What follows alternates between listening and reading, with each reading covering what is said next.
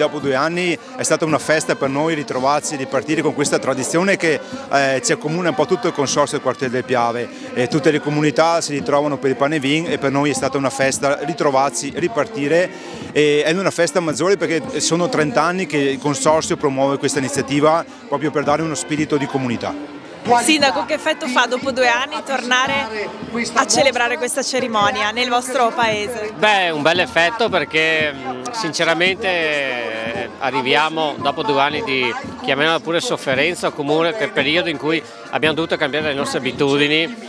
Arriviamo a questo evento che è molto sentito dalle nostre comunità, quindi è una gran festa, è un ritorno, speriamo, alla normalità, e di buon auspicio speriamo per anche le altre problematiche che abbiamo, che sono legate alla situazione mondiale a livello di pace, di guerra, e all'altra situazione che ho anche ricordato nel discorso, che ci prende un po' più da vicino, che è il discorso del costo delle materie prime, del costo della vita e anche delle problematiche legate alla gestione di un'amministrazione.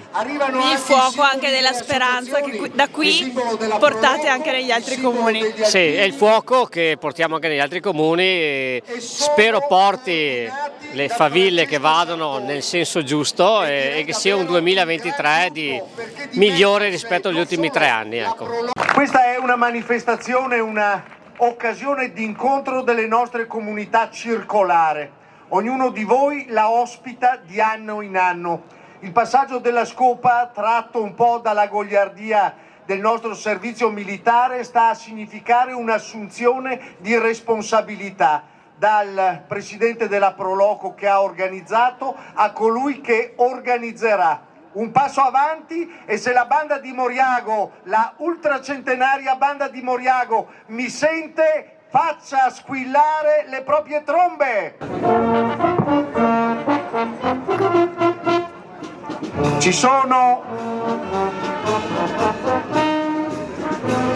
un passo avanti tra i presidenti delle Proloco, con la musica della banda di Moriago. Roberto Tormena riceve da William Girardi la scopa che testimonia l'assunzione. Sindaco, quest'anno a Mosnigo, l'anno prossimo c'è stato anche il passaggio della scopa della Befana, toccherà a voi. Sì, una bella cerimonia anche goliardica con il passaggio della scopa. Il prossimo anno tocca a Fara di Soligo dopo diversi anni, e quindi è una bella opportunità e un bel onore avere questa bella giornata, questa bella cerimonia anche molto simbolica, ecco, a Fara di Soligo. E cosa significa per un trevigiano il Panevin?